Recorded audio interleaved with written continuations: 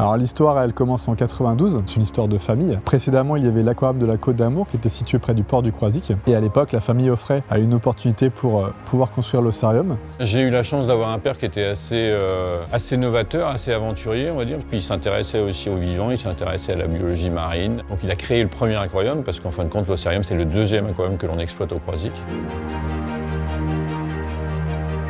Pourquoi ossarium? Parce qu'en fait, dans cet aquarium, on présente des espèces uniquement marines, donc qui sont issues des différents océans de la planète. On a des thématiques, on va dire, avec les requins. Donc on a choisi requins d'Australie, raies du Pacifique pour voyager un peu. La nurserie, où là on va pouvoir découvrir les naissances que nous avons à l'Océarium. Puis également des manchots, les manchots du Cap. Donc on fait les nourrissages 2 fois par jour.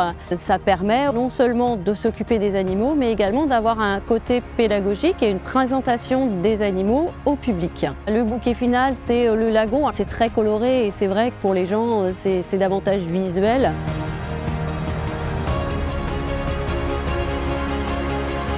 Aujourd'hui, l'Océarium, en termes de chiffres, c'est environ 250 000 à 270 000 visiteurs par an. On a bien évidemment beaucoup de familles sur plusieurs générations avec les parents, grands-parents, jeunes enfants.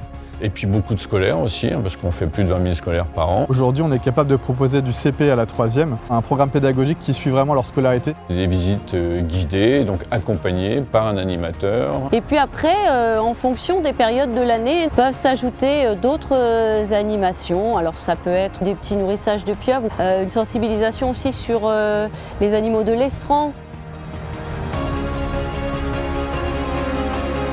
Je prends plaisir tous les jours à travailler au contact du vivant pour comprendre comment cela fonctionne et surtout aussi pour expliquer au public. Même des personnes âgées nous disent « mais c'est formidable, aujourd'hui j'ai encore appris quelque chose ».